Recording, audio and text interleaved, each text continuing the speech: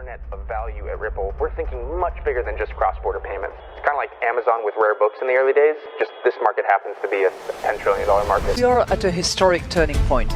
Said in the past that you are doing for money what email did for communication. Moving the whole revolution forward. Take on it. There's trillions of dollars parked around the world. XRP. Is there a possibility that Ripple could take over Swift one day?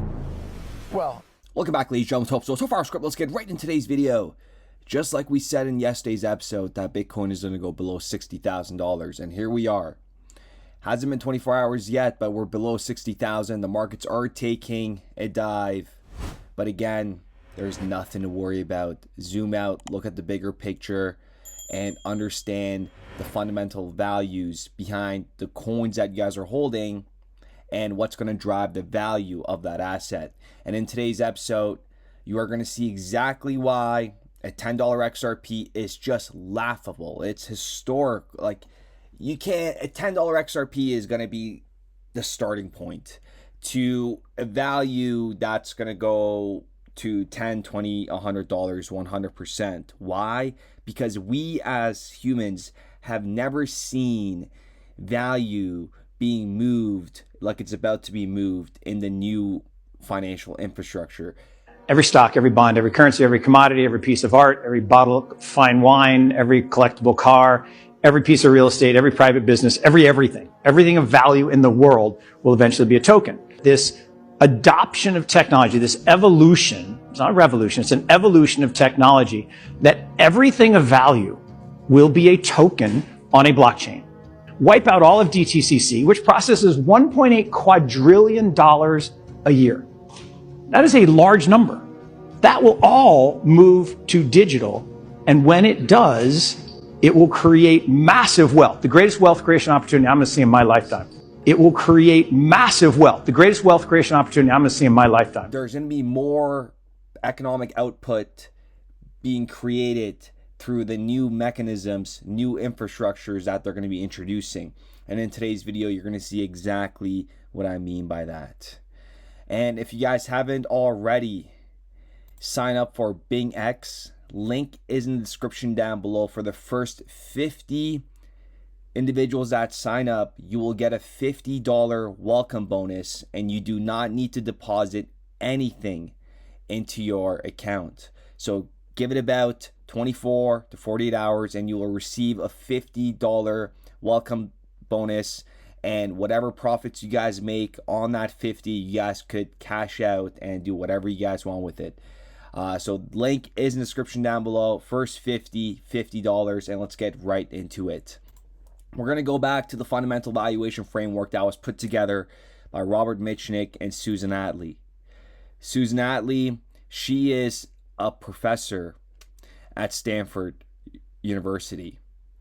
So just know that she's not out here providing useless information if she didn't see the vision. And they're being so conservative in this breakdown for the ones that you guys have, seen me cover this before, but we're going to look at it from a different perspective. Susan Attlee has been at Ripple for almost 11 years now. And this breakdown is by far going to go in the history books in the future. And we're going to look back on this and say, wow, XRP's over $100. Look at the numbers that they were talking about. And that, ladies and gentlemen, is 100% fact. So the math they got here was $32.91 based off of $556 billion in daily volume for XRP. And they used all the XRP in circulation, so they were very conservative. The most appropriate approach is to include all coins that are in existence or will be issued in the supply calculation. So that's, again, this is what I mean by very, very conservative. They further go on to say, all plausible scenarios in which XRP achieves widespread adoption likely require broad-based acceptance of crypto assets in the global economy. Remember what Jeremy Allaire said yesterday? The internet financial system is clearly about actual economic activity. So if we want this to be useful, it has to be about actual economic activity. Yeah. But the internet financial system, I believe, ultimately will increase global economic output. We should see an acceleration in economic output in the world because of the internet financial system and what it allows for. So when you think about the market today, the market for existing forms of electronic money, just fiat electronic money, is about $100 trillion. If we want this useful, it actually has to be about actual economic activity. And that's what XRP and the stable coin they're coming out with, and USDC, they're actually going to have a major, major impact. In the XRP success case, XRP could secure an estimate 15 to 30% market share of the total storage demand value of crypto assets. And they go on to say $1.6 to $3.2 trillion in market cap for XRP. $3.2 trillion in market cap, 100 billion XRP circulating, gives it a $32 XRP. Let's continue on. Look how bullish this part is right here. Again, there is so many use cases for XRP, and those use cases are not even mentioned in this valuation framework. This just shows you how big XRP is going to get. They even go on to say in their calculation that there may be XRP locked up by large institutions. So again, there's so many different avenues that we could approach this calculation, and we are approaching it the most conservative way. Naveen Gupta even made it extremely clear that people come up to us all the time saying, why don't you solve this? Why don't you solve this? But Ripple is a very professional organization that came in with one vision, and they're going to expand, and they've created this enterprise that's going to completely dent the universe. Ripple is not an ordinary company. We are not here to make us have a small market share or do X, do Y, and make small amount of money or something to happen. We are here to make a dent in the universe. Either we will change the remittance universe, the way you understand, the way value gets transferred across the world, between people, between institutions, or we will just fade away. So every day we get tens of ideas to say, why don't you do security settlement? Why don't you work in trade finance? Why don't you do X, Y, Z? And what we tell them is just cross-border remittances is $155 trillion problem. We'll solve this first. We'll make a difference to everybody who's present in this room. And once we have made the difference, then only we will look at something else. And they also mention that XRP has the ability to substantially improve foreign exchange transactions by allowing instantaneous settlement, superior liquidity provisioning, come on, and the ability to transact without Nostro-Vostro networks. And remember how we all put the IMF and we connected all the dots together in 2019, how they kind of rolled out and spiderwebbed out. I mean, just take a look at the head of the IMF, right? About just having idle liquidity. The tremendous liquidity we have in the world that is sitting idle. For Ripple, we use this digital asset called XRP to settle liquidity needs between banks. So today there's $27 trillion parked at different banks around the world so they can make payments between each other. The tremendous liquidity we have in the world that is sitting idle. Second one is more complicated. It has to do with liquidity. So imagine that you have a pair of currencies for which there is not a complementary demand. You need to go and search for a third-party currency in order to make this settlement actually happen.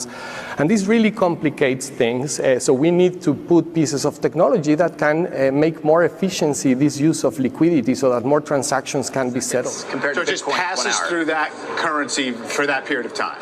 It's all the same talking points. They know the end game, and we'll put the icing on the cake in a moment. And here it is. $556 billion in daily volume would give XRP $32. And they're being extremely, extremely conservative. Take a look at this. I'm going to give you a different perspective on a $10 XRP and how it's just not sustainable whatsoever. So let's look at number one here. 100 billion XRP in circulation. We're going to take the 556 billion they're saying that gives it the $32 value for the daily volume. We're going to divide that by 3.3.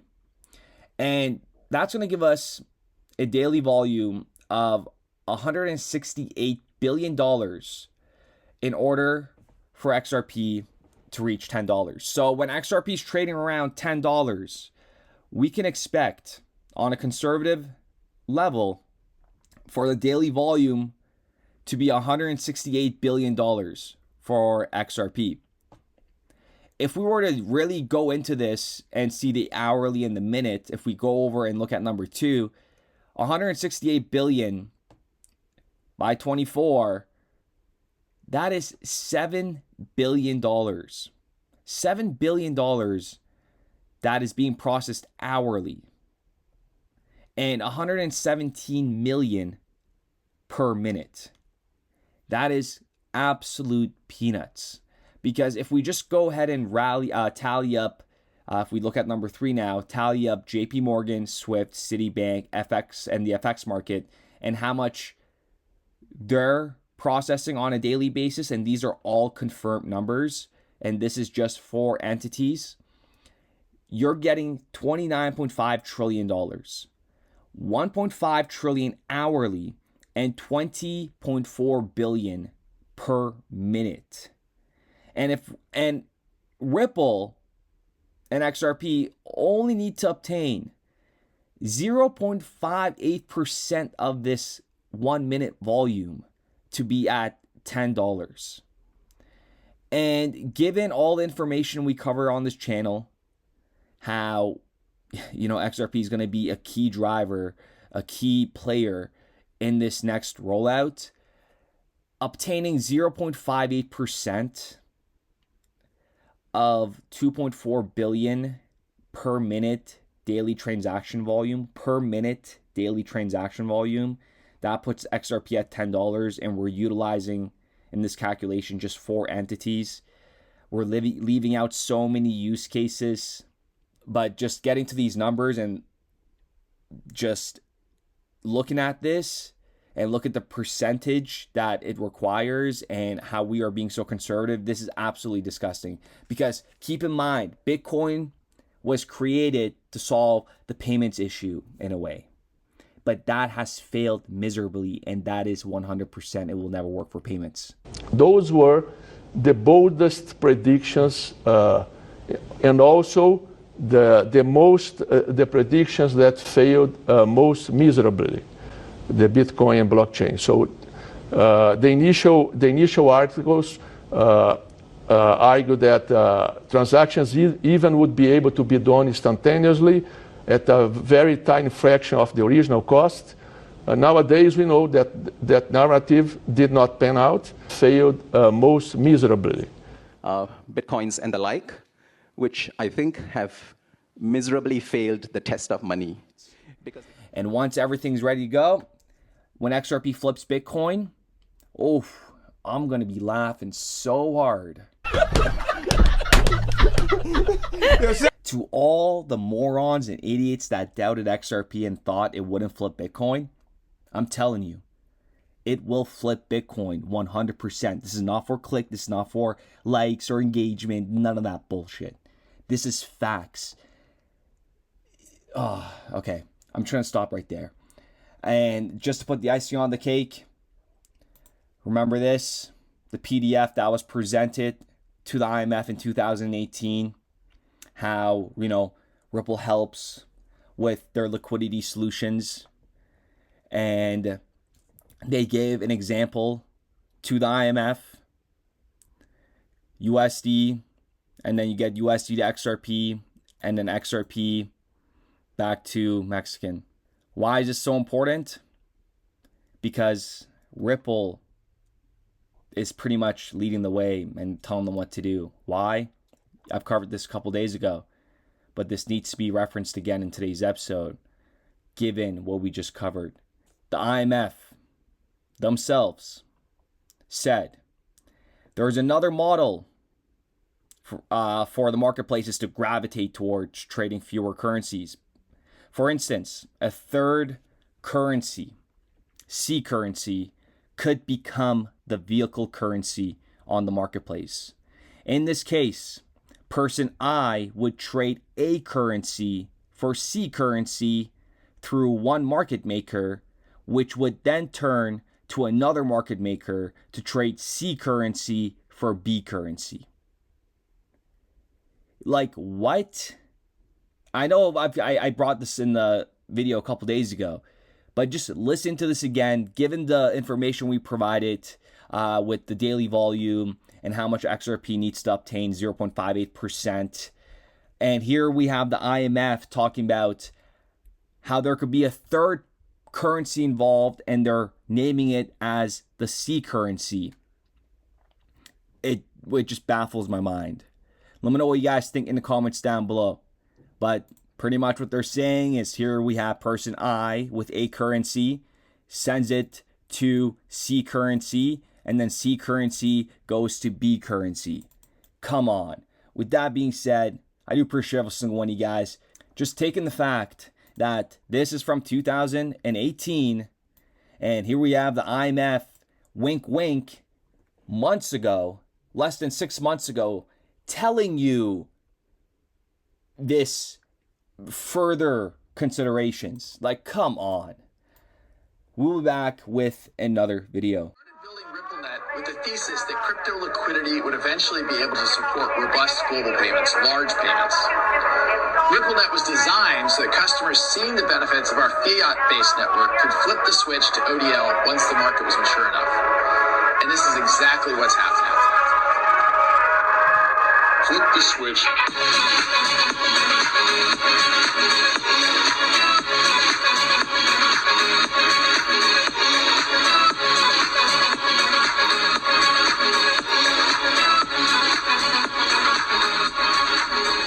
I think what we're building has, it's solving a real problem. And I think all of the tokens, my advice to anybody would be, understand the utility. If there's real utility and there's real value being delivered to a real customer, there will be value in the token.